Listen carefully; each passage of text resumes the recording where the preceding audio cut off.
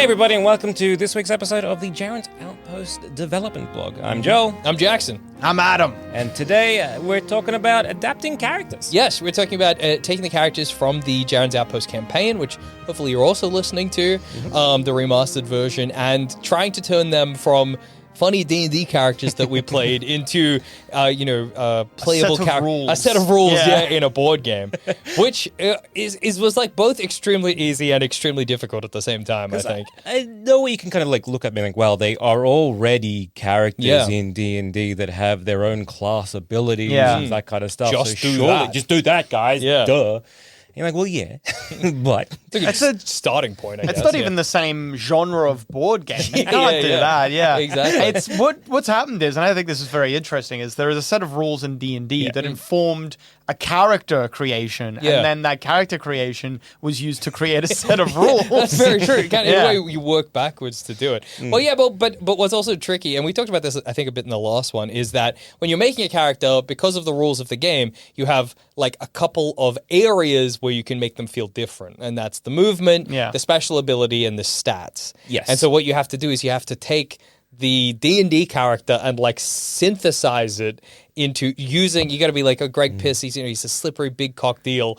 But what does that mean in terms of like, when he moves on a board. forward? What does that look like and how does that play? Yeah. So like I remember very initially we were playing around with, I think alignment was an issue. Yes, that's very true. We play D&D a lot. Yeah. Alex, who did the very first iteration of the game, had never really played a lot of D&D, and so it was kind of trying to understand, knew a little bit of it here and there, and getting some of the aspects of D&D and then to put in the board game and to see if that really worked or not. And there's some stuff that I'm like, D&D is complicated. Yeah, D&D. There are so many rules, and there's a whole book about I want to say just on grappling. Yeah, exactly. And also the thing with D&D is that it's a set of rules to tell a story, which is not what a board game is. No. Like D&D is, in this game you're gonna want to assassinate someone, but we want to make it kind of feel fair when you do it. Whereas a board game, you're trying to achieve a very specific set of outcomes, and then it's like the rules of the board game is what allows you to do that. So, but yeah, one of the initial things in the very first like foundational version of the game, and it stuck around for a little bit too, was the idea of alignment. So some of the NPCs were good aligned, some were evil aligned, and some were neutral. And that we realized, I don't know, I want to say like maybe 6 months. It was one of the pretty early. I was gonna say, I think maybe by 2 plays of the thing, we were like, we should nix this. We were like, I don't know what it's doing. We shouldn't really do alignments. It was just one of those things because it added more symbols as well. In terms of when you're doing the whole board game, like you're trying to create your own symbols to mean certain things. And so I was like, well, if you're a good align and you end on a hostile or a bad alignment, then they're going to take damage. But if it's neutral, like it's fine. And they just kind of added to this. It came from a design principle, I think, which was trying to turn Dungeons and Dragons into a board game. Absolutely. Which is funny because I've played board games that basically have that premise. And I'll be honest, I've never really loved it. Like, to me, those feel like such completely different worlds. Whenever I'm playing a board game, and I think I talked about this back years ago, Zammit, when we had a board game board podcast cramps or whatever we call it. Brain cramps. Which is our board game podcast. I always find that there are these board games that try to do like the fantasy D&D thing, and every time I play them, I'm like, why am I not just playing D&D? I think I've said it before. I'll say it again. Gloomhaven does combat like a board game and does combat so really well that it does feel like I think does like combat better than like even just regular D&D. But I don't understand why it's a board game. For sure. It's an incredible feat. It's such an impressive game, and I am so like impressed by what the creators did with it. And I'm just like, I don't understand though.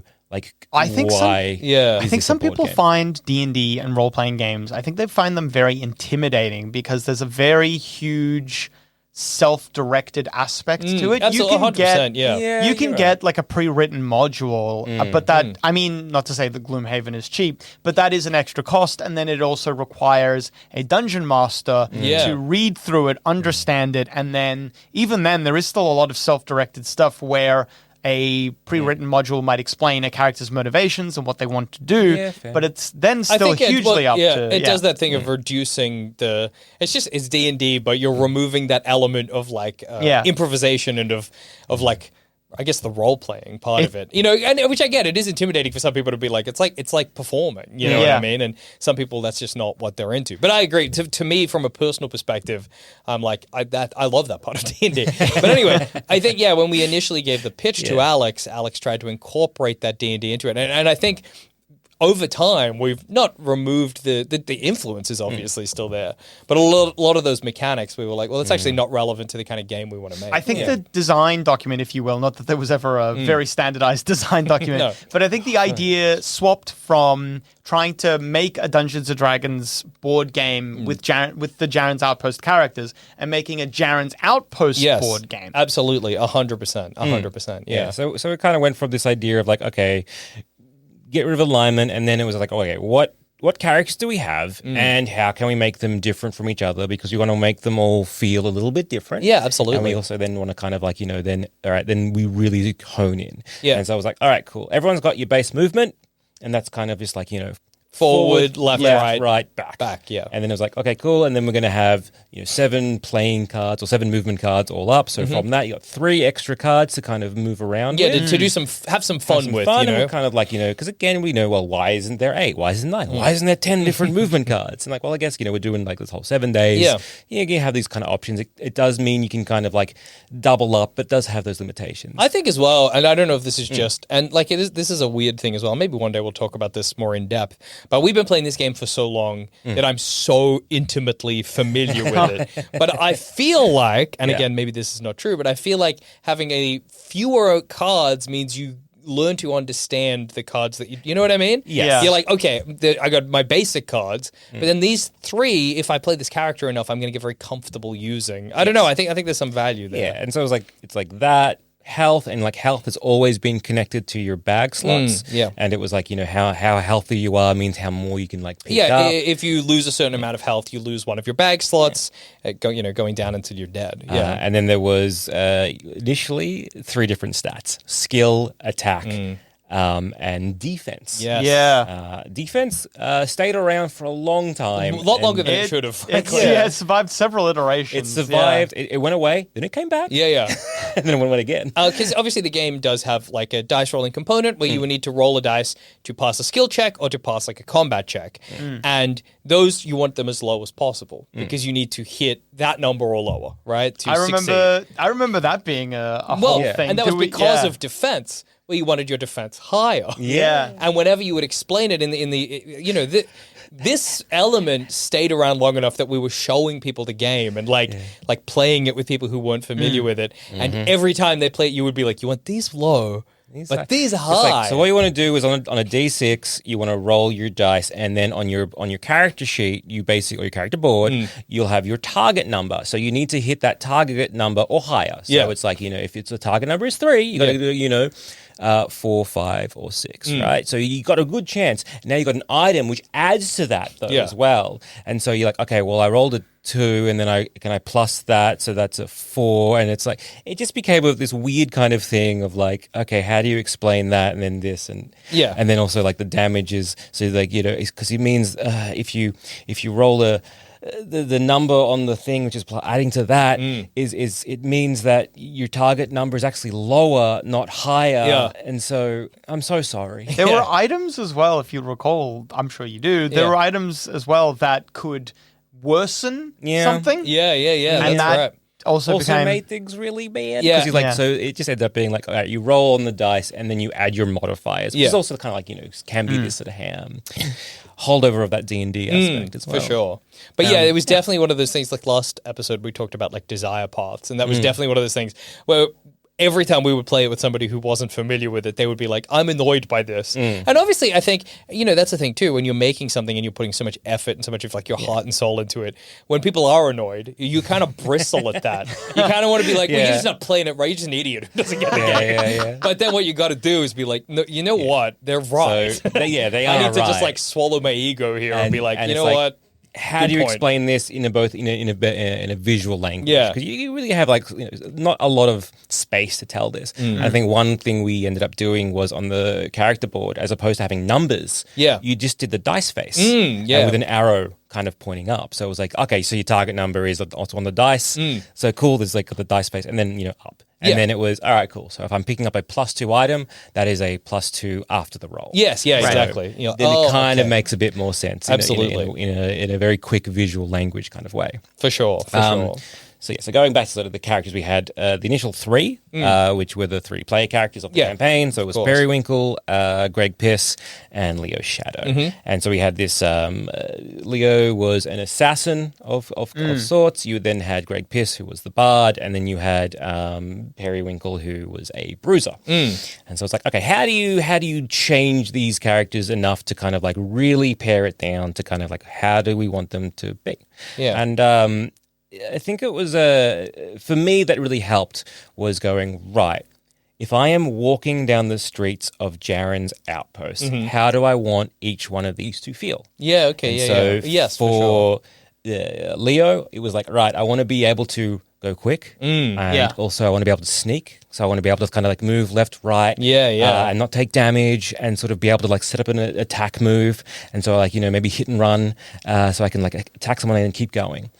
And I think it was the combination of the movement cards, which is hit and run, which is a dash, so you can kind of move 2 spaces, but you do a little bit of damage in the middle, like the first move, and then you go forward. And then there was a backstab, which was you attack behind you, and you don't take any sort of retaliation. And so it was like once it was getting those 2 moves kind of paired together that he fell into place. Yeah, for me at least, when it was like making. No, I agree. There's this really weird thing, and it's like one of those things where you just kind of, I suppose, you vibe it out. But there does hit a point when you're doing something like this where you're just like, yes, the character works, and like it's not for me. I don't know if that's just how my brain works, but it's not this thing that I'm like consciously. I don't have it all in my head, and then I'm like putting the pieces together. It's like you kind of feel it out, and then you hit that moment, and you're like, oh, this is perfect. This is kind of how the character always was meant to be. Somehow. I don't know. It's a weird thing. I'm terrible at that. I'm either my mode is it's always needs to be iterated on, or it needs to stop changing now.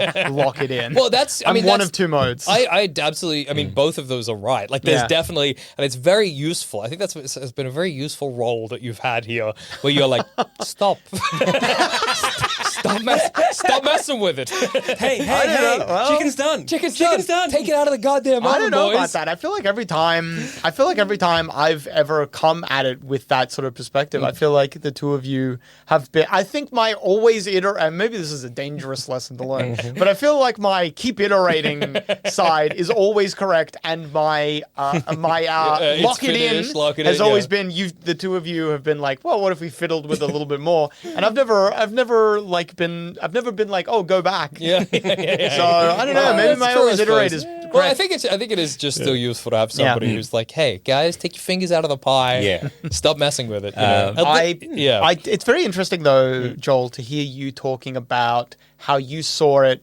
as thinking about how the character walks down the street. I always took it as more of maybe a more mechanical look. I always thought of the skill and attack as 2 sides of a coin, or maybe not a coin, but as 2 kind of ends of a spectrum. And I always thought every character I peg as being at one end or the other or in the middle. Yeah, where, interesting. Like, for example, Greg Pierce, he's pegged heavily at the skill end. A Periwinkle is pegged at the combat end. Greg Pierce is in the middle. And then I think sometimes what we've done... Leo's in the middle. Sorry. Oh, Leo. I'm so sorry. Fake fan. You confused me. I'll say it. Don't even know Leo's full name. Leo Mario? Close enough. Yeah. And then anytime we've discussed or thought about subsequent characters, if they're not in one of those 3 positions, I'm always thinking, all right, so it's a combat character, but. That's interesting. Yeah. For example, previous iterations like previous iterations of Periwinkle, I believe, had different like powers and abilities. Yeah. And I saw that anytime my brain is like iterate, it's because of it's Periwinkle either has all of the combat stuff and some cool powers, or it's because he doesn't. It's like some imbalance in my brain. Between the two sides of the spectrum. Yeah, he is combat, but he's like got awful damage, but a great attack. Yeah. And then he's got these powers or something like that. If that makes sense. Yeah, sense, that's interesting way to think about it. And then anything about how the character moves is kind of almost incidental. Okay, because my approach was always narrative. Weirdly, like everything that we kind of did was trying to be like, all right, narratively, what does this mean? How does this make sense? How does this make sense? Towards this character as a character, and that's where it was like, right with Leo. Because we'll start with Leo because I think he was the one that we sort of nailed pretty quickly, dude. Absolutely, Leo. Like I want to say, you locked in with Leo. Yeah, I think that really helped. Is that because obviously you play Leo in the campaign. I think you just played a lot of Leo, and sort of figured him out. Yeah, because it was like, okay, cool. We got to have this guy who's like a little guy, and he's like moving around the board, not taking too much damage, or like avoiding a lot of the damage he could take because you wanted him. Like I want him to be weak. Yeah, because you're like, well, he's an assassin. Yeah, so let's make his health low. And so I think of the starting characters, he's like one of the most like low, like the weakest in terms of health. So you're like, let's make him a little bit weaker so that. Look, we can set things up so that he's like sneaking around doing some damage. But if he messes up, things can go really bad for him. And then it came down to like a special ability. And I forget initially what they were. And initially like these kind of played around with them. And it was like, well, the special abilities can either be passive or active. And so we were like, well, let's make him, because he has this magpie familiar in the story, campaign. So I was like, all right, well, what makes sense here? So he's walking around the city, but like, maybe his magpie is like swooping around and being like, that's just something shiny. Let me have a bit of a taste on that. And it was initially the items have these like small and large. Oh yeah. And so like initially it was small items only. That makes sense. The magpie can't lift it. But then I think we started towards the end, lifting restrictions in certain other ways. We were like, stuff it. Yeah, why not? Absolutely. Why restrict ourselves to that? Sure. Any item he's on, like a location he's on, any item that's there as a free action, just grab it. Why not? Have some fun with this. And I think that helped locking that. Again, I think one of our biggest, if we have any design philosophy, I think it definitely is like what is fun, like what is, because I think in a weird way sometimes that narrative. I mean, not always, but in that instance, it's like it restricted us because it was like, well, a magpie can't pick up a big item. You know what I mean? Think about it. Look at that magpie. That's not how a magpie would work. That's so crazy for me to hear. It's all numbers for me. No, I want you to know. I think it's only ever been numbers for me. Well, I think I'm kind of somewhere in the middle. I feel like I'm far more holistic about the whole thing, where I'm kind of always thinking about the whole game. In terms of like just the sort of like the dance, between players and between items, and between NPCs, between what you're capable of doing in a turn, but between like this kind of I kind of feel like I take it much more as a whole and see how everything plays against each other, which is good. It's good to come at it with three different sort of philosophies. 100%. Sure. But having that idea of like what's enjoyable? Why are we restricting ourselves? And like another thing, so with that ability, I remember being reluctant early on. I was like, but if Leo can just, because that's at an any time ability, you can pick up an item. And I was like, but Leo's going to be picking up so many items that Greg Piss or Periwinkle aren't. Yeah. That feels like it's going to be overpowered. But then, and I remember having this discussion, we were like, everyone needs to be overpowered. That's how you make the game fun. Everybody don't make anyone weak, make everyone too powerful and then pair it back. That's so much easier than starting from this small point and trying to grow. So then we had so I think Leo, we were like, all right, sweet. Not pretty much happy with him. to change there. Like his skill was quite, I think his skill and his like attack were quite balanced. And I think he was a bit more better with skill, and then his attack wasn't as good. But then it's like, well, his whole point is picking up weapons and going around and Leo had making a lot of himself and prepping himself. That was That was the beauty of the original 3 for me. The beauty of the original 3 was... I guess they are that spectrum. I love it so much. The out of the box, coming out of the gate, Periwinkle is good at fighting. He has the good numbers for fighting, and Greg Pierce has the good numbers for skill. But Leo didn't have as good at fighting as Periwinkle. He didn't have as good as skill as Greg Pierce, but that extra item made the difference in either case. Absolutely. And the thing with Leo as well, that a lot of his movement, correct me if I'm wrong, is like it's a damage instead of an attack. So the hit and run, which is the dash, it's a damage. It's a base damage. You don't have to make any check or anything. Fine. It just does one little damage. Periwinkle just doesn't have, you know what I mean? So it was a little chip damage. Yeah, I think that was the first time we were like, let's like almost like a war of attrition with like some NPCs around. And so I was like, all right, cool. So we put him away, we're like, sweet, and he's largely just been that for like the longest time.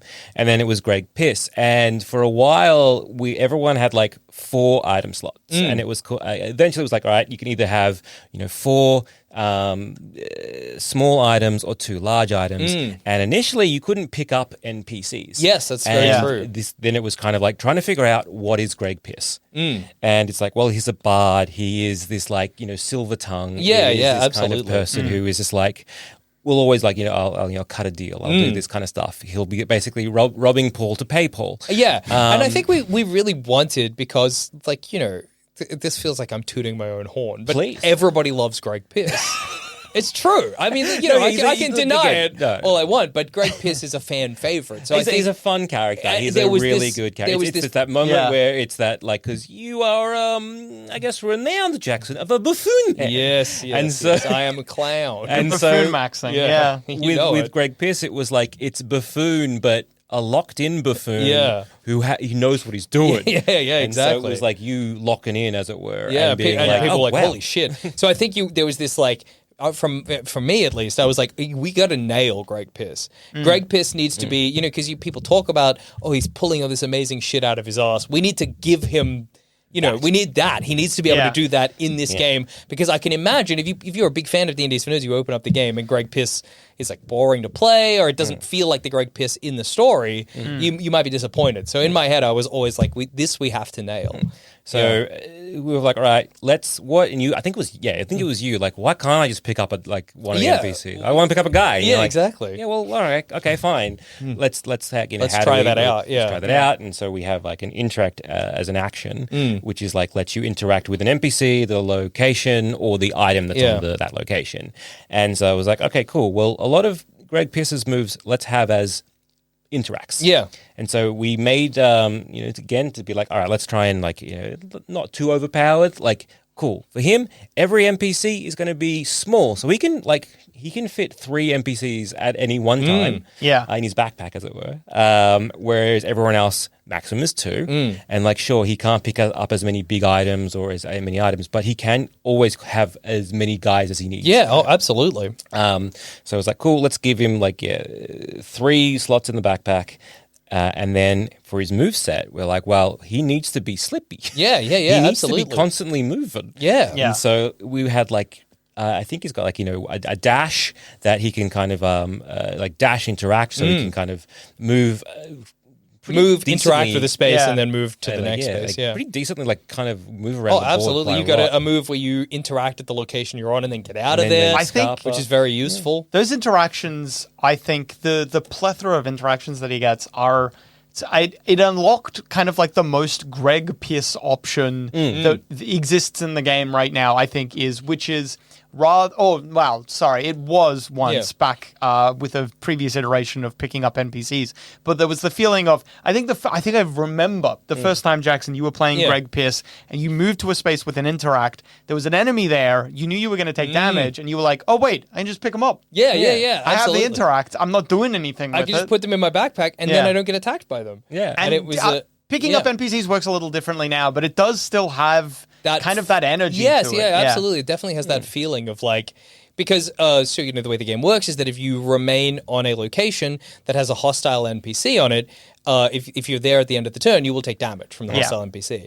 But you can instead chuck the sucker in your backpack. Exactly. And you're okay. You might take a little damage at the beginning, but then, brother, you're home safe. You used that to just... You didn't even want the NPC. Yeah. You would use it all the time, and all of us would. Anyone who's playing Greg Pierce would use that to just avoid damage. And it does a wonderful, and this is extremely, I think there's a real lovely synergy here where Greg Pierce is annoying to play against because you not only are you picking someone up so you don't have to deal with them, you can just take them off the board. Yeah. And the other players that are like, oh, I was really trying to get Papa Little-O, but Jackson just put him back in the NPC deck. Okay, cool, awesome. Loving that. Literally, I mean, we're still, playtesting some new stuff. We were doing that today. Literally today, as Greg Piss, I managed to screw you over monumentally just by, and I haven't played Greg Piss in a while because we've been experimenting with new characters and stuff like that. So it was very fun to get back into it and be like, oh, Greg Piss can be annoying. It was like I think it was like a 1-2 punch of just absolutely ruining my day. I was like, you were really having a rough one.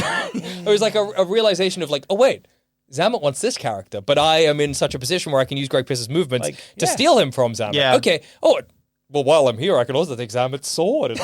You stole like an item that I was using, and then you got that, and I was like, that really sucks because, I needed that for this other thing. Yeah. And then you then stole Papa Little-O out from underneath me, and I was like, that also sucks because I was setting that up for this other thing. In one go. In one go. You just ruined my day. And then I need to step to the location next to me and just drop him off, and I got a victory point. It was great. Beautiful. Felt very good. Thank you so much. I love it. I love this for me. Good. Yay. Love this game we made together.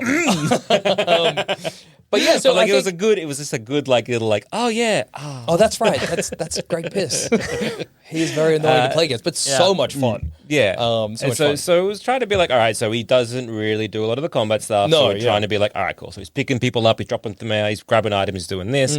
But what I also like about the game that we've made is that, well, if you wanted to, you can still do some combat stuff. Yeah. Like you can pick up some items, help him hit. You can pick up some items which, when you discard, do damage. And so like you can gear yourself up to do those little quests that literally the game we played when we were playtesting this morning was there was a section where I had that move forward and interact, and on the location that I moved forward to interact was some daggers. The way daggers work in the game is that you can discard them to do damage to an NPC. The NPC I needed to kill was there with 2 health. The daggers did two damage. So and it's not an attack, so I don't need to roll my attack. So we just move forward, interact, pick them up, throw them, bada bing, bada boom, quest done. Like, you can still, every player or every player character is competitive in some way.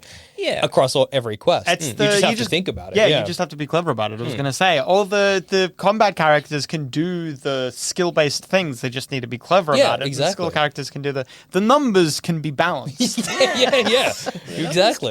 The characters are all individual and have their own individual ways of playing, but the items allow you to kind of play any way you want, which I think is great. I'm very proud of that fact. Yeah. So with Greg Piss, that was this idea of, for me, going down the streets and like zipping along and like running around and maybe getting a couple of licks in from other people because you've done some terrible things to their wives, and then you're like, well, but at the same time you can get out of it. And that's sort of like, he's like the idea of like just running down a street and then just like quickly grabbing something and then just keep going. And the ability of like grabbing something and then just chuffing off at any direction like is really nice of having that mobility. Absolutely. Of what you could do there, which is where I really like what we did with Greg Piss. And then moving on to Periwinkle. Periwinkle was... Which, the problem child. No. Not the problem.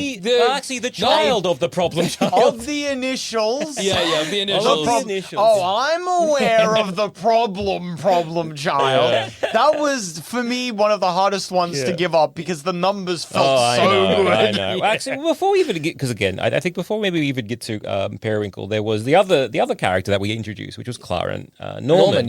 As like a fourth character who was played, I guess, by you, like all the other NPCs.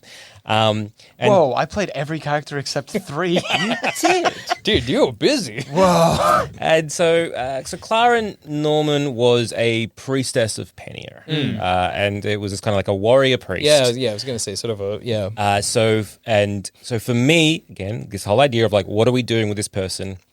How are they in the city? Yeah. And it was like, right, I want them to be walking down the street and just like marching down the street, as opposed to running, as opposed to slinking, marching down the street and being able to like cop the damage. Yeah. And then dish it out. And so initially, and this is when defense was a thing, because everyone was like, I think it was like everyone mostly had like a defense of 6. Yeah. So i.e. on a die, you had to roll 6 and only 6, and if you rolled 6, no damage.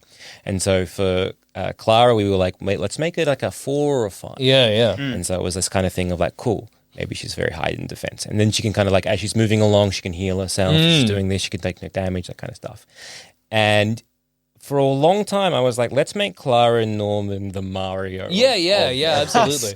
We wanted her to be like your beginner character. Like which doesn't actually make sense in retrospect because you're not playing by yourself. So even if it's your first time playing, somebody's got to be not someone the beginner character. But anyway, that was our idea. We're like, we wanted to be easy to play, basically. You know, not like almost like not too many frills. It was very much hard to like take a lot of damage. So you had you weren't worried about taking.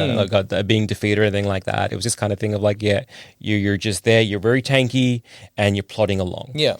And I think I hated playing her the most. Yes, I just was like, I am slow, I am boring, I am tanky, nothing. I'm always behind everyone, and I'm doing nothing. Yeah, I'm absolutely. bored and stopping. I think it's very interesting because from the description, from the description that you're giving of someone just kind of like marching down the street, I feel like several characters have gone through that iteration. There have been several characters that we've tried to put and in different ways. They've not all played the same. Like Clara was the high defense, but we've had other characters who were like, I'm just slowly making my way through, for sure. and I'm doing what I'm doing, but I'm doing it slowly. And so for Clara, it was like, I am doing what I'm doing, and I'm doing it slowly, but what she was doing wasn't anything. And that's the kind of, because we were like, oh, let it be like a bit of a jack of all. Like, no one is she's fine with this and fine with that. She's average at both skill and attack. So,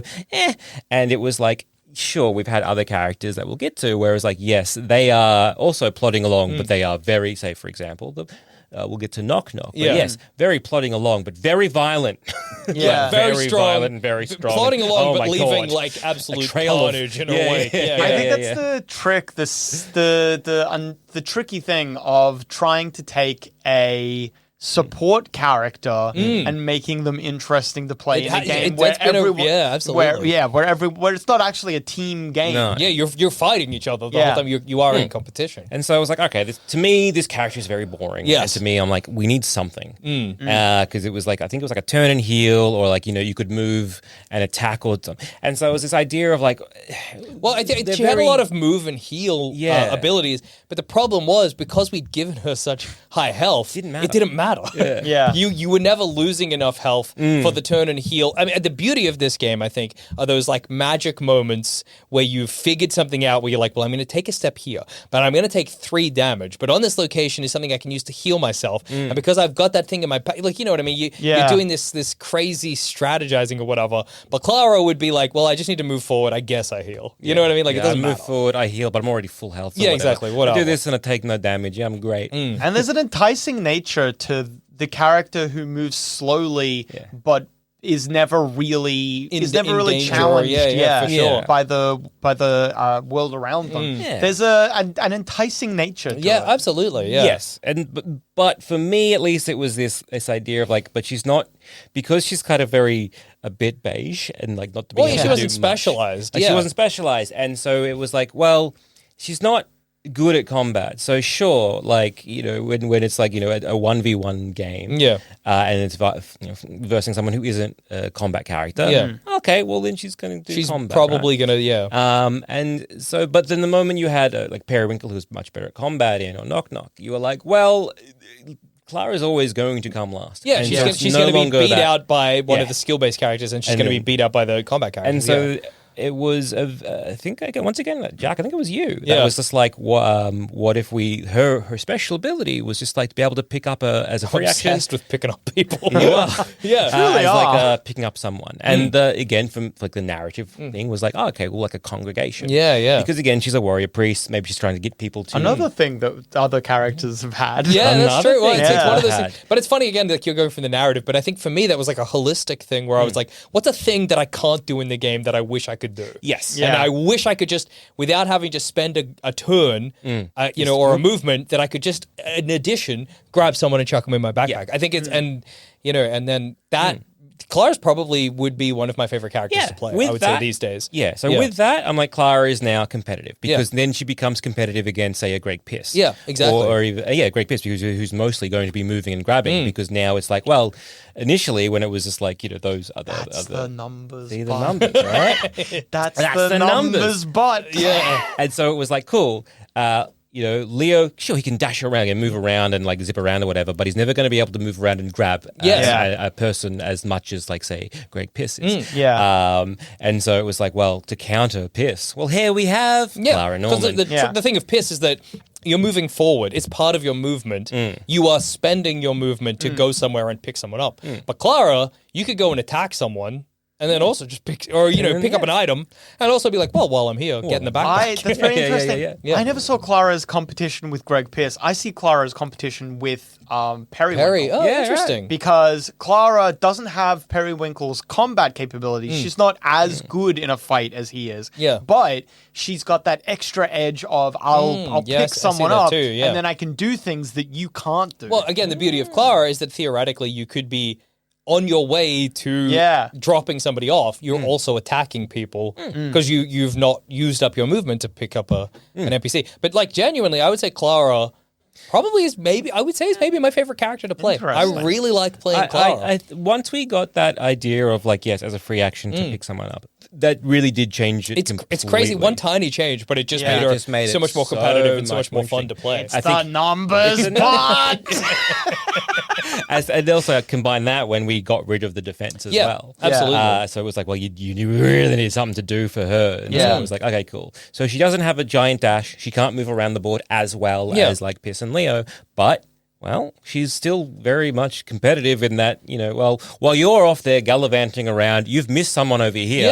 I'm going to grab them and I'm going to go over here and do these kinds of things. And that's what I liked with something we were talking about actually today. Again, Adam, you were saying that the way you tend to play, if you're playing a combat character specifically, I think, is that if you complete a quest, because some quests do require you to defeat X amount of people or X amount of, specific kinds of people, you're like, oh, great, I completed a quest. I didn't even realize. And I think Clara is like that for skill quests or for dropping off quests where you're like, well, I can go do a combat. I can go fight the surgeon. But if on the way I see someone that's going to be relevant to a location, it's relevant to a quest, I'll just pick them up because it's easy to do. And there's something so much fun about that. There's something fun about seeing a new quest come out and being like, is it a drop-off? All right, I can do it. You know what I mean? That's funny. I love that about her. It's fun. I also kind of like Clara in that regards. So then when we locked off Clara as well, I was like, great, fantastic. She's great, sorted.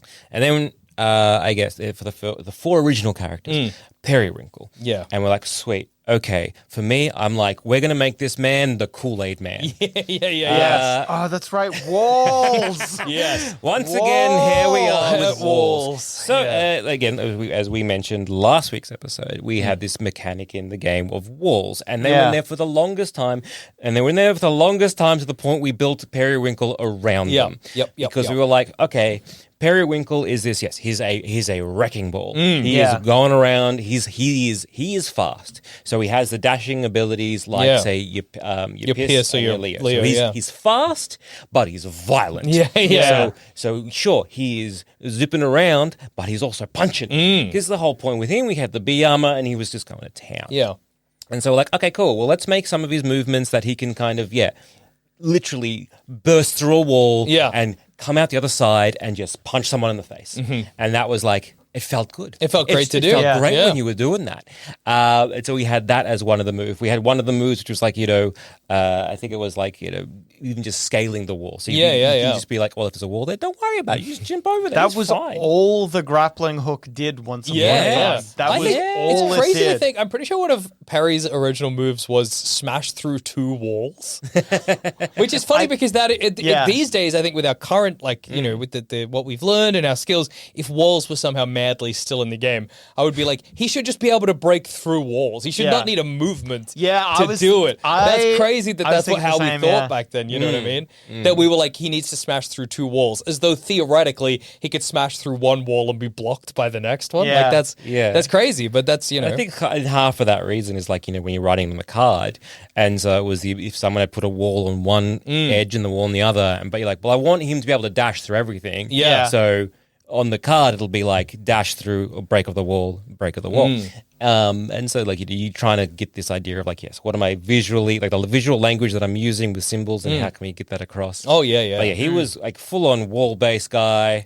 Made it so hard to get rid of walls. His special ability, I think, as a passive was like at the start of the game. He gets 2 walls. He gets 3 walls. He gets an extra wall. You can put in an extra wall. Oh my god, you love wall. Perry love wall. How good is wall? You love wall. And it's such a, and we did talk about this a bit last time, but it's so hard when you've have this established foundation of walls, you've built a character on walls, and the gameplay is starting to build around the idea of walls, and somebody says, hey, walls don't work. Why are you doing this? You know in your heart they're right. But you're like, if we get rid of walls, we have to change parry. If we change parry, that means it feels like a step backwards. Yeah. Because we've done so much...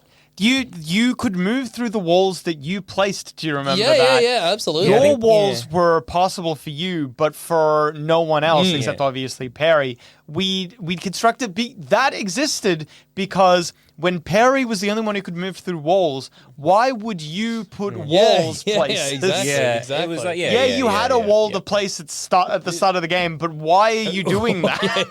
Like why would you make this game harder for yourself? Yeah, we talked about it last week. It was like, Alex was like, why would you make this harder for yourself? And we're like, good point. It's funny. I guess it's pretty good. It was harder for us, maybe. It made this like a neat thing, I guess. Just like a fun, it seemed like such a genius. God, I hope there's nothing like that left in the game right now. We put it in because it's funny. God, I hope so. I don't know. And so, so then it was like, yes, you could move through your own walls, and then it became, well, Perry's less special. Yeah, exactly, because Perry can't move through walls. So, I don't know. So we had to just scale him back and make him a combat character, which is kind of what he was initially, but we had to really emphasize that. And then I think that led to another mechanic that exists in the game now. I'm pretty sure it was Perry that led to this, where some NPCs had to become notable NPCs that defeating them outside of a quest would still net you victory points or prestige points. Yeah, because if like, well, what's the point of defeating them? And like the way it works is you have quests that are active at all times, and some of those are either delivering a quest, just random. You never know what you're going to get. Delivering an item to an NPC, delivering an NPC to a location or item to location, or it's defeating someone or some might be defeat 3 town guards, defeat 4 hostile enemies or something like that. And then it was like, well, what happens if they aren't active? What's Perry doing? Perry is so heavily weighted in this direction that without those quests, and again, I think this was at the beginning as well, where you might not have that many quests on the board, because I think this was before we decided on the number of players +1 is the amount of quests that you have. Yeah, I think this was when you were sharing quests with the person. So you could be locked in to 2 quests that you could theoretically, and again, this was also before we'd added the kind of balancing with the items where you could, again, it would still be pretty hard for Perry, but like at least these days, maybe he could make it competitive. But back then, it was like, it's just not happening for you. So we were like, okay, well, what if just some NPCs are very difficult to defeat, but they are worth a certain small amount of prestige. So theoretically, you actually have another way of playing the game. You could play the game by beating the quests, but you could also play the game by just fighting enemies. And can I say, the numbers feel good on that. They do. I agree. The numbers feel incredible. And don't get me wrong, adding this presented a whole, bevy of brand new problems. But it certainly... I think it was a necessary step. You know what I mean? Yeah. Oh, 100%. Like, again, it was this idea of like, well, this is the thing, and then that really kind of governed how we then did a lot of the other decision making. And it was just kind of like, all right, these are notable NPCs, so they have to be worth some points, like 1, 2, or 3, depending what they are, who they are, and how difficult they are. And then it was like, well, if we're adding quests that or that are in the game that maybe you use to then also defeat these characters that are for worth example, prestige. if it's like defeat 3 hostile NPCs, the surgeon, who is worth 1 prestige point, is a hostile NPC. So if you defeat the surgeon, you are getting like 3 points. So it's like one of those things where it's like, okay, cool. So I think he's like, we'll use a surgeon because I think he's worth 3. And so it's like, well, when that comes up on as a quest to defeat the surgeon, and it's like, it's a hard quest to do in the sense that if you're not already geared for it, because he does a lot of damage. So if you miss, oh no. It's bad. He's already worth a good amount of points. And then if that quest is also worth a good amount of points, well, then you're just getting too many things. Yeah, exactly. And like, too much. So I was like, okay, we'll need to balance that out as well. I definitely remember many test games, much where somebody would be like, I'm going full barbarian. Yeah, I remember almost full-on spreadsheets of each quest individually, how a breakdown of how many things you need to do and how hard each of those things are. And then how does that, what in victory points, what does that mean? I think it, again, we'll get to the problem child in a second. Yeah. But it was this question of like, say, for example, you are fighting a person who is worth, say, 3 prestige. Yeah. And then it was like, you as Greg Pierce are doing 3 separate quests to get 3 prestige. Yeah. Now, how quickly can you do these 3 quests versus without picking anything up, this problem child of ours? Yes, yeah. How can they just defeat that notable NPC without picking up a single item? Yeah. And it was like, okay, oh yeah, wow. Oh no. What a problem child you've become. Yeah.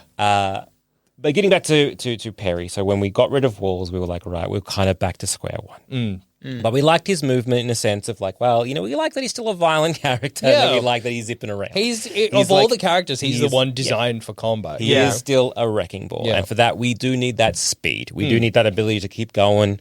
And we do need that ability of like, right, he's a bit tanky. And so like, okay, well, what else is he? Well, he's town guard. And so it's like, that's basically a cop. So why don't we just kind of lean into this, violent cop man? Yeah. And so it's like, well, what can we do here? And so instead of like, just running through walls, well, what if we have like a hello, what do we have here? Let me have a quick inspection of this kind of stuff. And it's like, okay, cool. Then he can kind of maybe left or right and he can interact. Yeah. And at least that makes him, being able to pick up items or NPCs. Especially, that just helped with the action economy of the game because you need to spend an action to pick up. And so we used to, the way it used to work is you would be like, I turn left, and then you would be on the location so that on your next turn, you could pick up the item. Yeah. And that, sometimes still depending on your movement, that might be how it shakes out, but we tried to make it so that you're doing something interesting on every turn. Yeah. Whether that's fighting someone, whether that's looking at using the location, like whatever it was. So it was like, well, now you're, in the action economy, Perry can turn left and get a sword rather than, waste half of the round setting up to pick up a sword to then later on down the track, Yeah. So I was like, okay, so we can maybe he's inspecting something. He's looking for clues, as it were. So he's still that kind of, detective, like training, as it were. But then he's like, well, what if he's, hot pursuit? So he's like, chasing down someone that he's trying to nick as opposed to wrecking ball going through walls. And then it was like, okay, he's a big orc or half orc kind of character and kind of using, I think, what we did with Greg Pierce, where it was like, well, limit him to only 3 item slots. Let's do the same thing with Perry, but make it items. So for Perry, all items are small. Yeah. I love that. That's it's such honestly, a simple decision. Yeah. And it was like such a game changer. And it was this nice made idea Perry, of it makes Perry feel great. Yeah. And so there's a lot of this game which was like kind of trying to mirror like certain abilities and other kind of characters with each other. I think like a lot of the NPCs are basically a hostile version and then the friendly version, and they're sort of mirrored in their stats. And so there was a little bit of like mirroring there to be like, well, he's like pissed but violent. So okay, let's do that. All right, okay. So he's picking up items, and it could be like so he can carry 3 very large swords. Why not? Yeah. But then I think we balanced that out by he just doesn't have as many interacts. Greg Pierce, as he moves through the board in a round, could theoretically fill up in 3 moves, could fill up his backpack. But Perry, because he's more limited on interacts, he's not gonna. And this is the kind of like the minutia that you end up kind of agonizing over for hours, but he can gear himself up decently, but it will take him, longer than it might take Piss to gear himself up for Piss quests, if you know what I mean. Piss quests. Yeah. I love but the numbers feel good. The numbers feel good. At the end of collecting the items, the quality of items he has is way better than Greg Piss. Big time. But he's taking longer to get them. Yeah. Sorry, go on. I was going to say, and with him collecting the items, this was like the very first time we were like, cool, he's picking up so many items that he cannot miss. Perry can't miss. I remember the Perry can't miss period. Perry cannot miss. So, the way this works, you roll the dice, and if you can get your target number or higher, you get it. But then if you get your target number to 1 and higher, well, you never miss. So why am I rolling? I need to roll. And so it was like, well, I go there, because I'm moving and attacking. I move forward and I attack. I'm not able to roll, and I'm doing so much damage. boom, dead. Off I go. And I remember the specific game where this became a problem. Yeah. And I remember we got to the end and we were like, whoa, you were killing it. You were doing so good. And you're like, yeah, it wasn't fun. Yeah. No, I didn't. Yeah, not fun at all. I couldn't. It became boring. Yeah. And you're like, okay, well then that's why we implemented the. Well, look, hey. A 1 is a critical fail. You fail no matter what. No matter how good you are. Yeah, no matter what your stats are showing. Yeah. It's a little Susan of D&D. Yeah, exactly. Nice. A little bit of flavor, but D&D flavor in the gumbo. So I like that. So I'm like, all right, cool. Let's do that. I genuinely so much love hearing you talk about, the movement cards make you feel like this. Yeah. Every movement card has an imaginary number attached to it to me. And every time I'm thinking about the movement cards, I'm like, do the numbers add up to the same amount? That's so interesting. That is very interesting. I don't care what does what. So long as the numbers make rough approximate sense to me. Yeah. Interesting. Yeah. Okay. I think it's so valuable for us to all come at it with that completely different, because there are definitely flaws to each way of looking at the game. other than Adams. The numbers don't lie. The imaginary numbers I made up in my head, and I couldn't tell you because the numbers aren't real and I don't actually have a number. But they're, that's math. Yeah. It's mathematics. Yeah. So I guess we had Perry to be like, well, cool. He's very similar to Pierce in that. Hey, all weapons or all items. I think initially it was all weapons. Small, not all items. And then the same thing happened where we're like, why are we restricting ourselves? Yeah, exactly. Why not give him? Have this fun. It doesn't matter. Yeah. Let's keep it going. Why stop that? Absolutely. And so that's where we'd sweet. Well, now they all feel different. It's like Clara still feels like she's marching down the street, but she's marching down, being like, "Oi, you! Let me talk to you about Penia. Get in!" Yeah, for sure. Pierce is there being like, whoop. Yeah. Just doing a big run. And then, Leo is just there slinking around being like, over here is going to do big damage to me. What if I did? What if it didn't? What if I just avoided it all? Here we go. And then Perry felt like he was running around and just punching people right in the face. Breaking heads. He feels like an action hero when you're playing Perry. Perry Winkle feels like you're like, who's that over there? As they're huffing towards you. Bam! Oh, punched in the face. It's big. What's his name from Die Hard? It's big. John McClane. John McClane energy of. He's the put-upon action hero, and he doesn't have the skills necessarily to do everything. He doesn't necessarily have the skills to take down the surgeon on his own or anything like that. But he's going to wrap some bandages around his feet because he crawled through glass.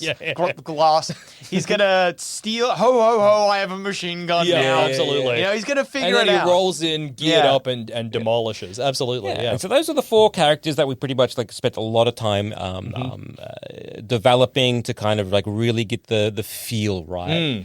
And then comes Nok Nok. Yeah. Which was not even called Nok Nok in the campaign. No, in the campaign we say Nok Nok so briefly. She has so many, because whatever, a D&D game, especially back then, improv-y. It's very improv-y and it takes place over multiple sessions, so you forget shit.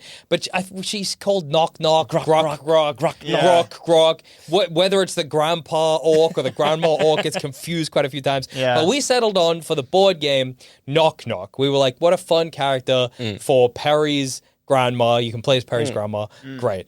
Or Perry's mom, I forget what it is. But anyway. Perry's mom, the kids' grandma. Yes, that's right. Yeah. But, brother, when I tell you Nok Nok destroyed us. The bane of this company. I think, again, we said it last episode, but Zammit was right. We had in the Slack, the Nok Nok problem. Yeah, what do we do with a problem like Nok Nok? Yeah. So the biggest problem, and the biggest problem... and the sweetest number. And the sweetest number. So everyone starts with the base number, or the base damage you do is 1. Yeah, and some so items that you pick up will add to your damage and make, you can stack them, For Nok Nok, let's make her powerful, a big angry grandmama orc.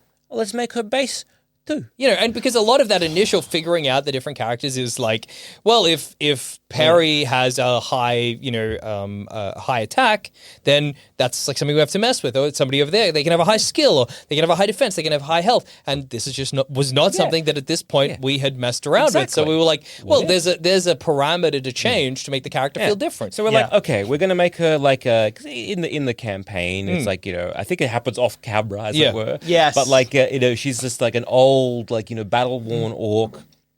that has retired, but she's still got a lot of fight in her. So like, let's just make her extremely violent and extremely slow. Yeah. Slow and deadly. I believe from memory, it was the balance, the way the numbers work is she starts with the 2 damage, but she had a really hard to hit roll. Yes, absolutely. Yes, so she's hard to hit, was slow, and she had trouble turning. Yes. I don't think we gave her a reverse. And that was intentional because we again that was the trying to get the flavor of the and being like, okay, so she just keeps marching stolidly forward, and she can, if she needs to get like behind, like, oh, I forgot something, you got to do like a right. You're an old woman, left, you gotta, and then you're like, well, I got no more right. Okay, I'll wait till the next day. Tomorrow I'll do it. We were talking about this earlier. Did she begin with no left turn? I honestly think it was no reverse. No reverse. Okay. Yeah. because that kind of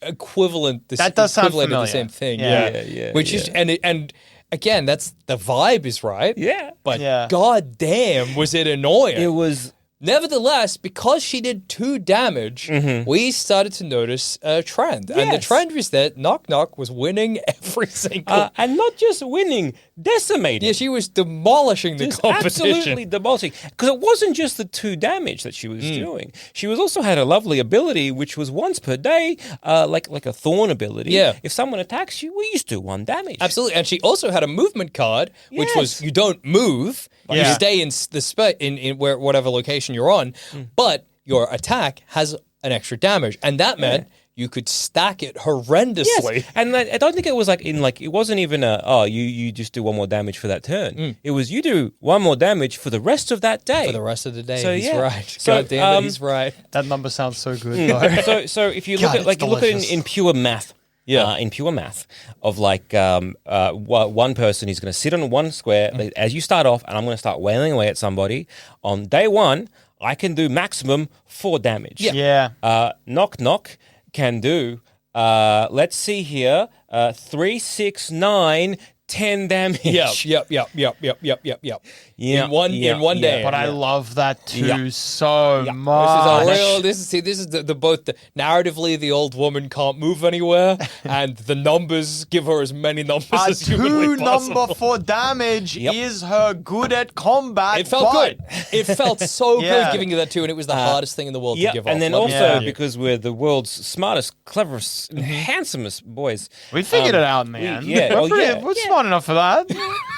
We also gave her a lot like high health. Yeah. So because she's like, well, she's stocky. Yeah, she's She's grandma, she's tough, stocky, so she's and she's tanky. dangerous. And we were like, this is balanced out by the fact that she's so annoying to move. No, not at all. Because there's a reason why glass cannon is so prevalent. in a lot of, exactly. That's we video did games. forget the rule. We made a lead cannon. Well, the rule that we learned really early on was you make them too powerful, then you pair them back. And we did make her too powerful, but we tried to add the pairing back as we were doing it. Absolutely. Which is not what we should have done. No, I agree. Absolutely. And so there was so much of like, okay, well, first off, like playing Nok Nok, it doesn't feel good. Yeah, is it fun? Initially, when it was like, you can't move everywhere, like, no, I hate it. I hate that I can't move anywhere. I hate that it just takes me so long to get to, to reverse or to do it. Like, sure, I'm stocky. Sure, I'm like, can do some damage. Yeah. But my movement sucks. Like, fair enough. Let's figure out movement. So we figured out movement a bit more, so gave her a bit more mobility. Yeah. And we were like, okay, so Nok Nok can finally move around the board, and oh god, she can move around the board. Someone get her. Someone stop this woman. Someone capture Nok Nok. And Like letting a rabid dog out. Now this will solve our problem. and the problem again, and we talked about this last time, is because there is so much. Every game you play is different because the board is randomized, the items are randomized, the NPCs, the quest. All of this is randomized, and so it makes it very difficult to find patterns. Okay, and that's still, like something with the new characters we're developing. Occasionally, we run into this problem as well. But what it meant is that, and also, it feels good to win. So that's the problem. If you're playing as Nok Nok and you keep winning, some part of you wants to be like, well, she's perfect, really. She's good. She's good. I guess I'm just a really good player. I don't know. Yeah, like Nok Nok rule. What problem? And I think who problem? Especially like when I played it like for the first time with like cousin-in-law when they were down, like they were never very never really played a lot of board games, and not only did she win, she lapped us. Like it was just. Oh, I remember that. It was an insane thing, and I'm like, yeah, we need to fix Nok Nok. We need to figure something out. And part of you is just like, but she did real good rolls. Yeah, well, that's the thing. There's a lot of RNG. Like she was just lucky with the way the quests fell, lucky with where the NPCs were. Feels like a pointed attack is happening right now. On account of a certain playtest we did earlier today, and a certain thing I said during that playtest. But it's like whatever. It's like so Nok Nok is fine. Like it was just a luck of the draw. That's why there's like, but like it was just okay. So the problem when you have every character doing 1, and then the next character does 2 damage, it's an increase in like 100%. Yeah, exactly. So when you're dealing with small integers, and then you go from 1 to 2. Okay, that's a lot. That's huge. So, the difference is massive. It's like the difference between, say, if I do 10 damage and someone does 15, you're like, okay, cool. It's a 50%. It's a 0.5. It's not too bad. But going from 1 to 2, okay. And then this is kind of similar to the parry wall problem as well, where it was like, well, but if we get rid of that. What is special about her? And so instead of getting rid of that extra damage, we designed a bunch of stuff around trying to make instead of just being like, okay, we just have to accept it. There's no way we can reduce her damage? Yeah, we were so reluctant. We were. Again, there was so much time to be like, look, I do feel that the solution is going to be making her damage 1. I remember I was so against that. We were all, we were like, we just, I think we could see it on the horizon as where things were going to go, but we were like, we were like, can we change her movement? What if we get rid of, because, she had that thorn ability. What if we, we went through the stages of grief. We did. Because it was like, denial, she's perfectly fine. Yeah. And then we was like, this is good, maybe. And they were like, what if we just what if we got her less healthy? Yeah. This is the bargaining. We're like, okay, yeah. Okay, she's weak. She's weak now. She's doing heaps of damage, but she's weak. Anger. Yeah. I'll kill you.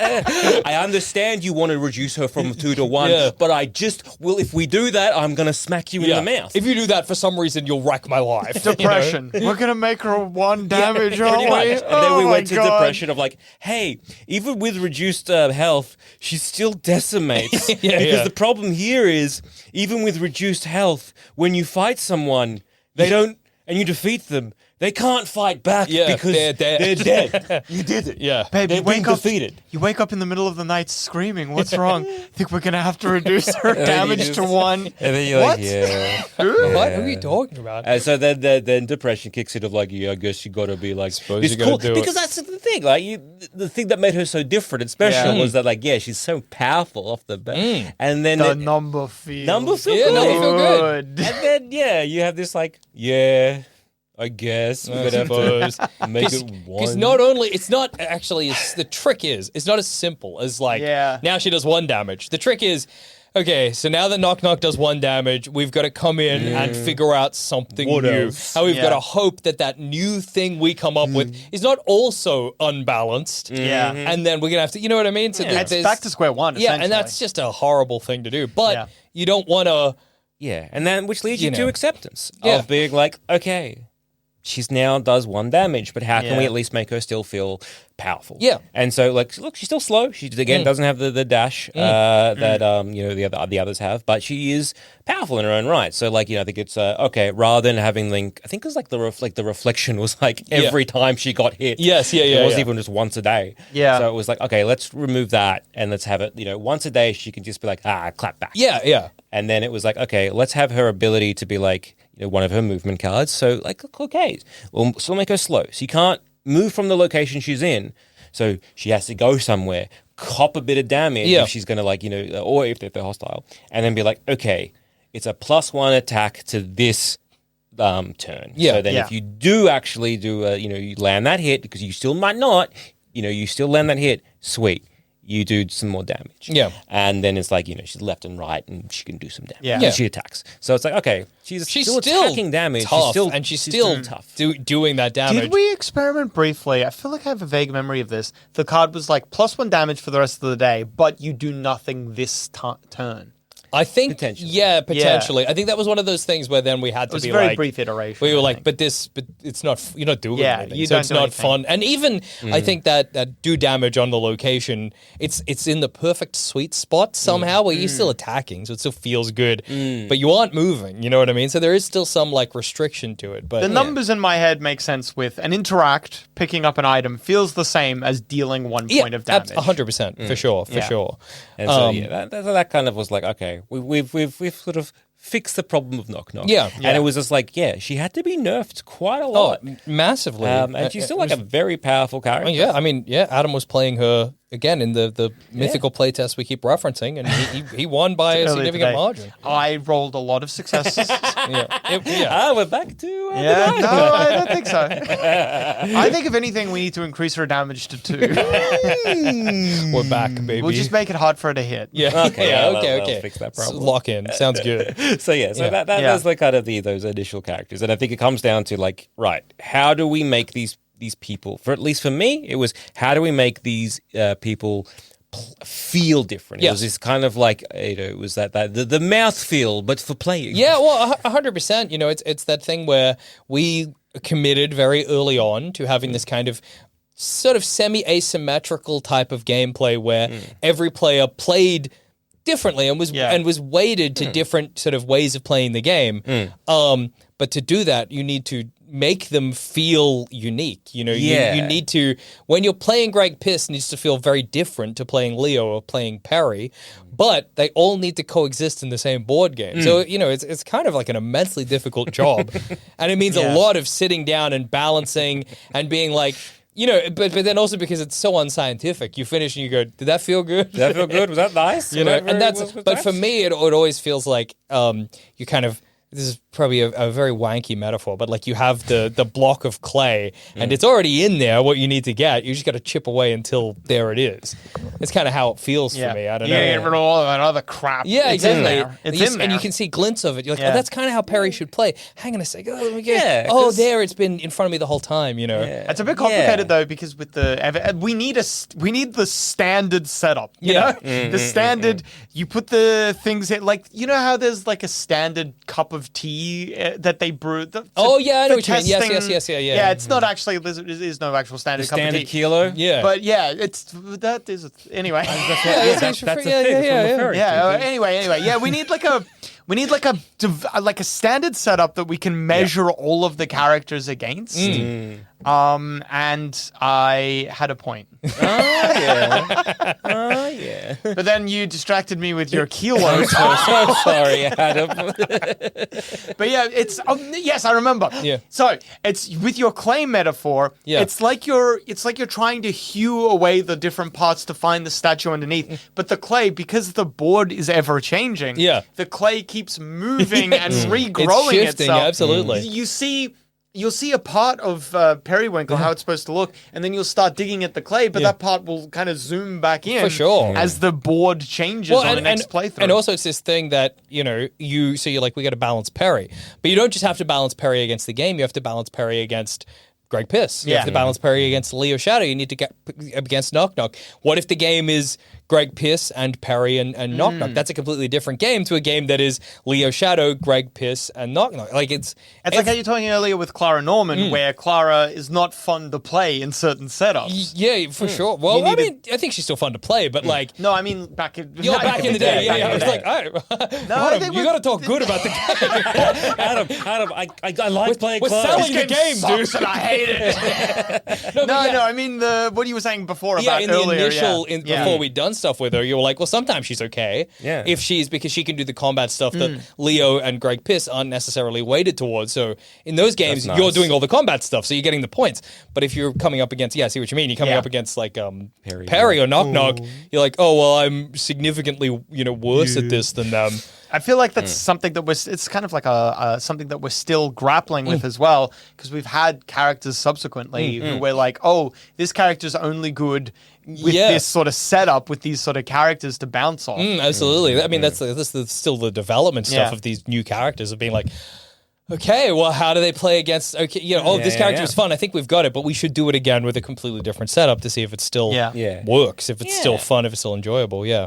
Yeah, so I think adapting them, the characters that we had, it was this interesting journey of, like, say, the 3 player characters, like of Perry, Leo, and Pierce, of like, well, we had a lot of framework. Yeah. And so we were like, okay, so we sort of know a lot more in depth about them. But then the other ones that we sort of had to then developed, of like Clara and Nok Nok, and then some of the other ones that we're sort of developing like, now or have already sort of done, which we'll probably do another episode of like, hey, part 2. Yeah, for sure. There was kind of like they were either they weren't throwaway characters, but they were like characters who were support characters. They didn't get as much screen time, didn't get much screen time, sure. And so you kind of have to hang a lot off just their kind of general vibe. Yeah. And so you're like, okay, warrior priest. What does that mean? Okay, cool. Hey, angry grandma or orc grandma. What does that mean? And then it's that thing as well, and it's again like the different ways we approach it. For me, I'm like, what's not in the game? You know what I mean? Yeah. Like what is there to do that we're not doing that this character could do? Yeah. You know, and then it's that's tricky as well because you don't know what you can't do until I don't know. Like I think I see a very similar thing. Once again though, like manipulating those numbers or whatever, where I'm like, well, we've got this bar graph of the different numbers. We've got this bar graph of the different numbers. Now let's try. It's imagining all of them as different. Every little thing, like every different move, their attack, their damage, their hit points. Imagining all of them as little bars, and I'm like trying to rearrange, manipulating them, into a new pattern. I'm just not thinking about the story. That's very funny. Yeah. So, like, I think for this example, I guess, so we're making these like extra characters for like a deluxe edition. Yeah. And so the other day we were tooling around with Ralph Moroney. Who is the leader of the Blood Cultists? Such a funny name for a leader of so Blood funny. Cult. I think it's Such funny a that there's great Buster name. Keaton and Damien Eaton. Yeah. Every time I see that they rhyme, I'm like, that's funny that they rhyme. Go on. So with this character we were developing, and it was like it's already gone through, I think, 3 big changes. Yeah. Oh yeah. And so initially it was this kind of like, well, he's the part of the Blood Cult, and so he's the leader of the Blood Cult. And so I was like, well, what if we make him a bit like a warlock, kind of like a vampire? Yeah. And so he's like, every time he's like, let's make him kind of weak, so he's got like a lot, like doesn't have that much health. And he's but every time he defeats somebody, he like sucks off their he gets some power back. He sucks gets some them health. off. Yeah. Gets that health back. Yeah. And so I was like, okay, cool. And like I was like, okay, cool. So the way you do the movement is like, you put the movement cards down and you plan it during the day. Or before the day starts, and then you kind of flip them over. Yeah. And I was like, well, what if he had this idea of like, well, because he's so sneaky, he plays it from his hand. Yeah. No, boring. That Yeah. moment of planning, it sucked for you. I You never were wanted like, to try that. Yeah. let me tell you, it sucked. And it's this funny thing to realize, because the game is so established, you're like, the game is designed for me to pre-plan my movement. So actually, most of the time, you are deciding what you're not improvising on the spot necessarily, or if you are, it's not something you could have ever predicted. Like, it's Was that an idea a holdover from when there was more competitive player v player sort of stuff? Because I could imagine being able to play from your hand being not necessarily because you don't want players to know what you're plotting, but because you're kind of expecting to have something, to have to kind of work on the fly of, I've not got this character anymore, but I could still do this instead. Yeah. And that kind of helps just that. didn't come up. No, It was yeah, weird. All I'm saying is that, did we think of that back when there was that was more... definitely one of the options we had, one of the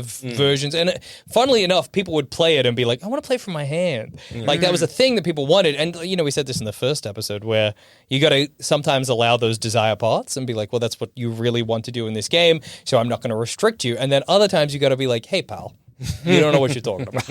We're putting this bench next to this bin. Yeah, exactly. You can't just hop onto Stop the bench. wrecking the garden. Go around the bin. The line I've always heard is the general public is right about what is annoying them, but they're wrong about how to fix it. It's the line I've always And heard. I think that was the initially when we had like move forward, move left, move right, move back, and you had no other thing. So a lot of people wanted to do move forward and then do a thing, and that was, I think, that was the solution we came up with. It was like, well, then we'll have the move forward interact. And sort of solve the problem. And so it was like playing from your hand, and then you had like one movement card, which was mimic, and this idea of as a blank card, you can play it, and then this kept in there from like the next iteration, which was like, no, you play pre-planned because like you are just sitting there being like, So it's a mimic card, which is like, hey, cool. Maybe he's like duplicitous. He can be like a bit sneaky of like, what did you do? I want to do that.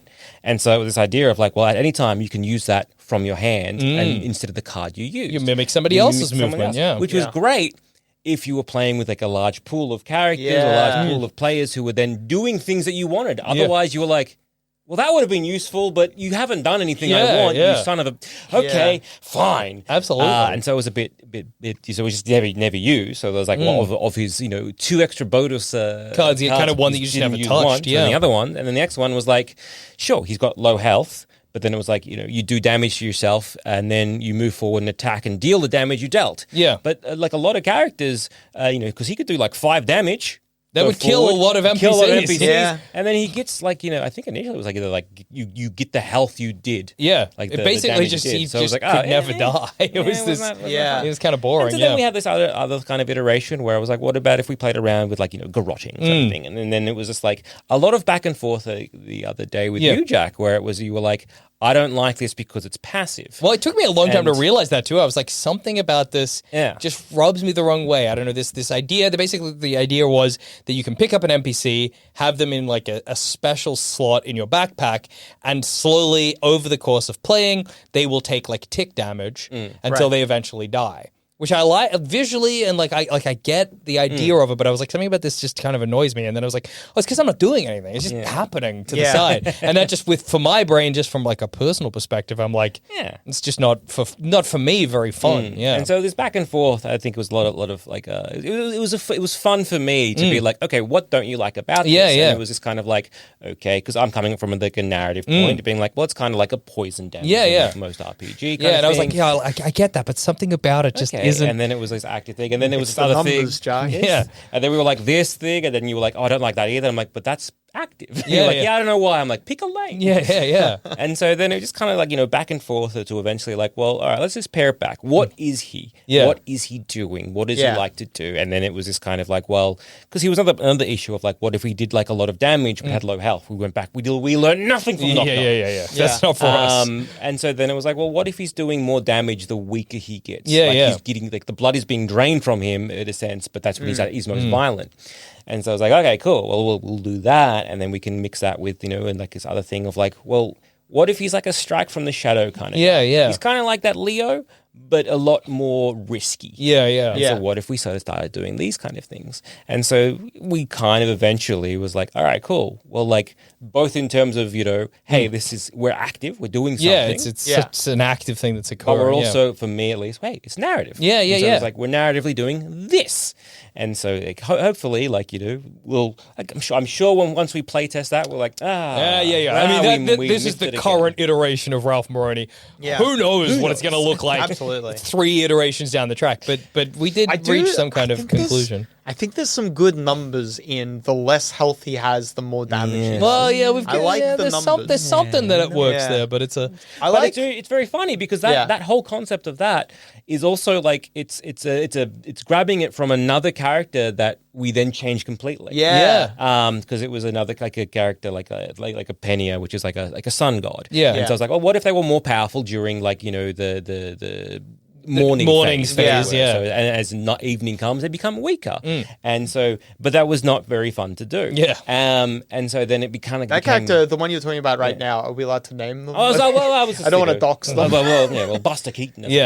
And so it was just kind of like, okay, but it wasn't very fun to play. And so then because it became like, oh, you had to kind of set everything up the day before, and so it is this weird thing where you kind of, stuff that worked or didn't work for one character.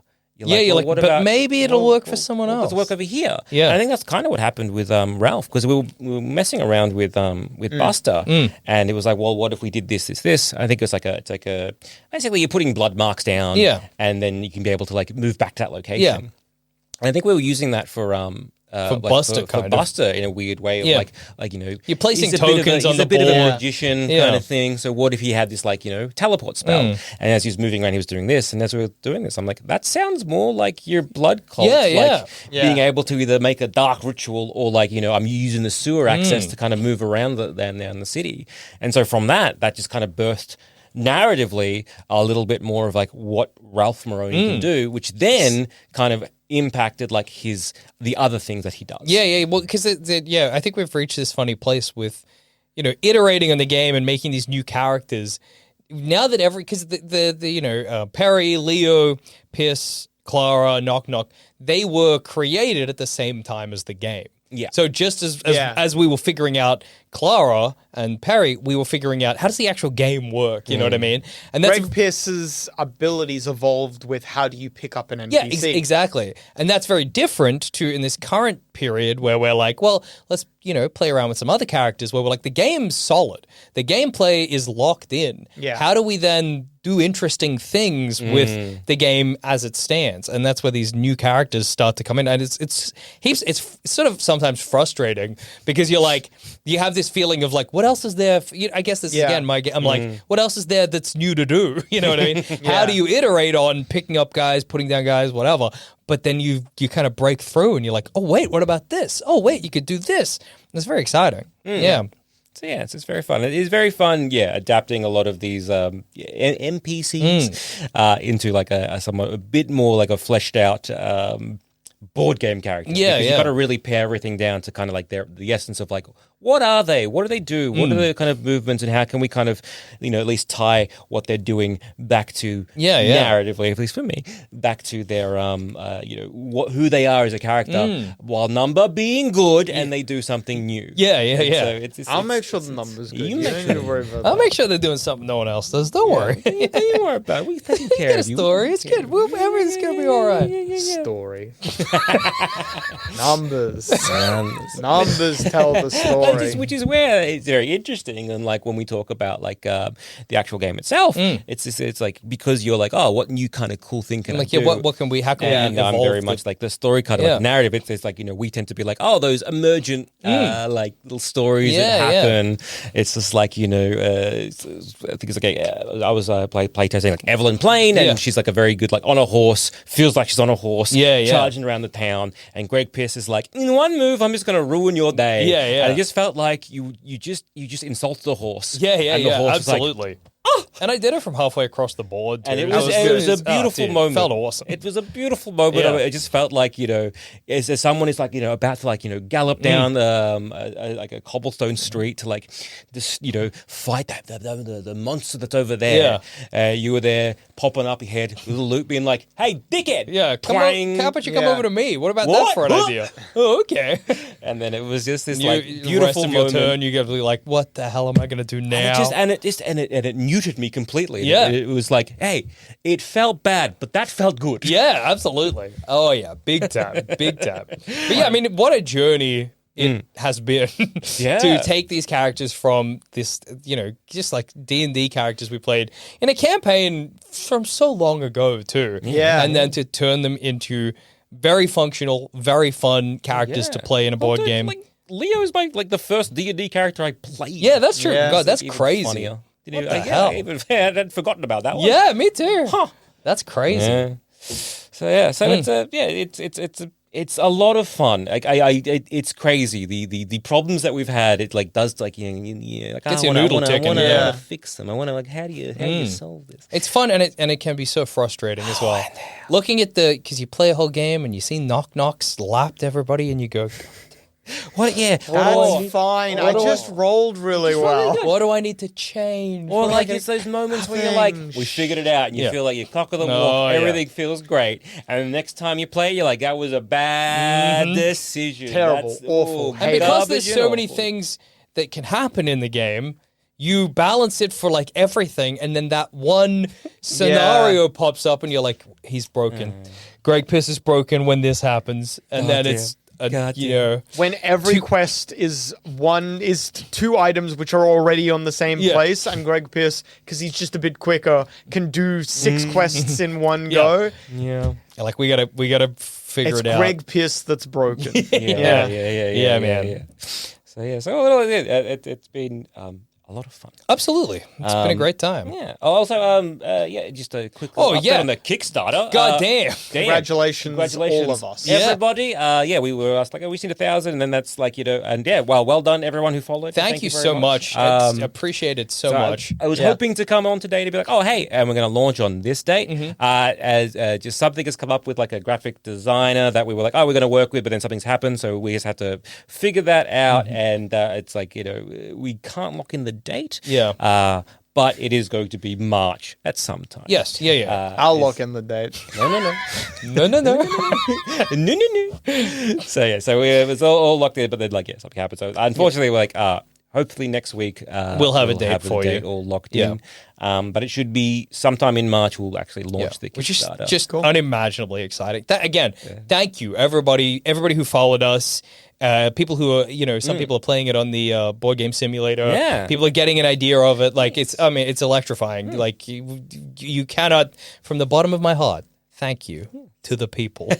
And I think, so if you are wanting to play it on a tabletop simulator, a new version will be up fairly soon, which will include one of my once again stages of grief. A redesign of the basic cards where we got rid of the city silhouette. That hurt me like you would not believe, but some things had to get done, and that one did hurt. But I'll be there, and some new rules that we've played around with as well. And if you've got any questions about those rules, you can jump into the Sandspins Radio Discord. You can check them in the board game channel, or if you're a subscriber to Imagination Adventures, I believe there's a Jarren's Outpost channel. If there's not, we should make one. I think there is. I think I was looking today. But either way, if you've got any questions or any comments, we'd love to hear them, so please chuck them in there. Presumably all links will be in the notes. Presumably. Yeah. I reckon. Sure. Otherwise, you can Otherwise, just type in Sanspants. sure. Okay. Surely. I got to imagine. On that note, I've been Joel. I've been Jackson. I've been Adam. We'll see you next week. See ya.